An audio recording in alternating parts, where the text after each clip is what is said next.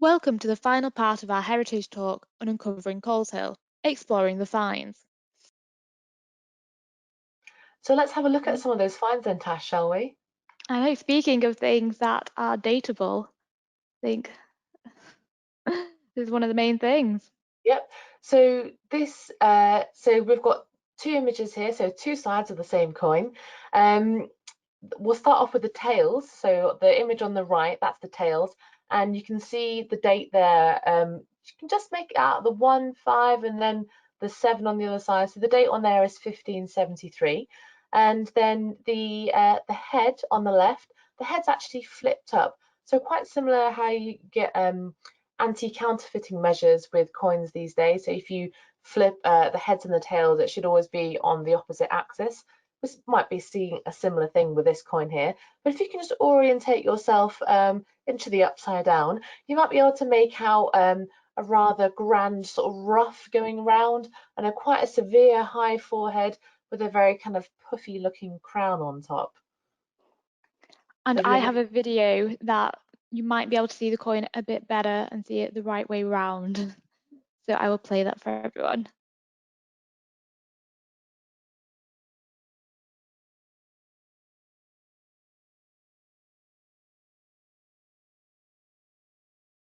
So we can pick out the date again, or 1577, and we can also see the Latin going around the inscription of it.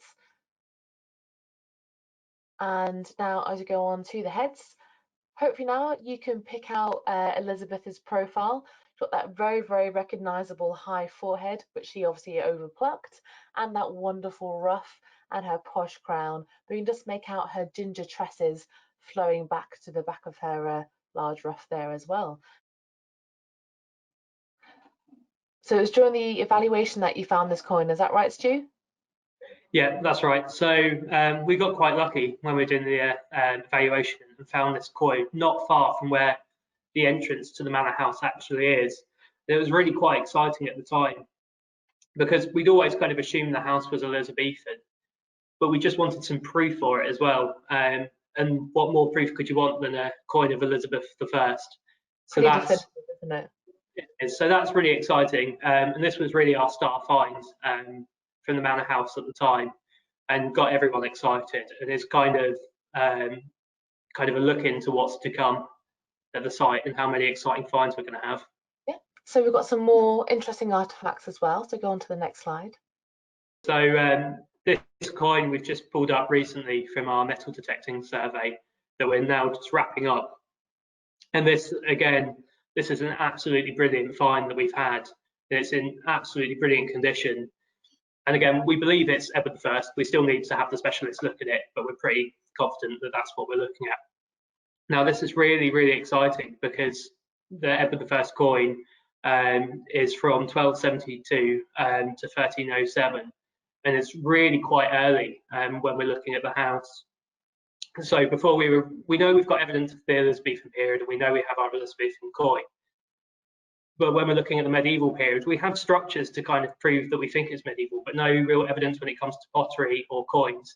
But finding this gives us a tantalizing glimpse again that we might have something a lot older, and the coin may represent someone that was walking around their manor house and accidentally dropped it. And I'd imagine at that point, when you're dropping a coin that's in quite nice pristine condition, you kind of be a bit annoyed about it.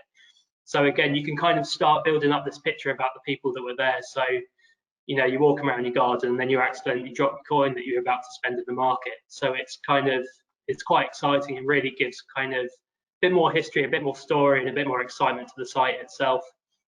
And what we're doing is we're finding quite a lot more coins now across the site as we dig deeper. And hopefully all these coins will help tell the story of the site and everything that we find. And we've got one more coin shape. This wonderful thing is a Nuremberg jetton, and we know that because we can go onto the portable antiquity scheme, and there have also been lots of other jettons that follow this kind of image and depiction. They're used as counting tokens. The counting token was used a little bit like an abacus. So each of the tokens, you can use that as a denomination of money. They were later used similarly to casino chips as well. So whilst it isn't actual proper coinage, they do represent a denomination of money as well. The image of a merchant ship was probably quite important and useful, and we do see kind of trends and phases in the depictions that are on these jettons, but they're really, really interesting, and the fact that it's from Nuremberg but found in Coleshill just adds to that vibrant, moving life in the Middle Ages and later on. So this is actually a reimagining of the Great Hall of Coleshill Hall.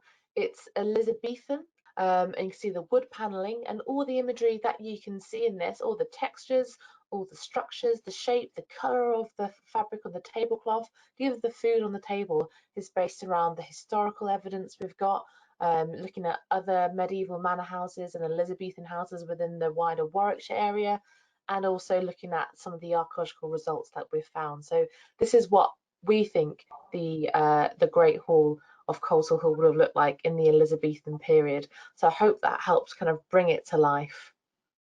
Thank you for watching our Heritage Talk on Uncovering Coleshill. Keep an eye out for future Heritage Talks across our social media channels.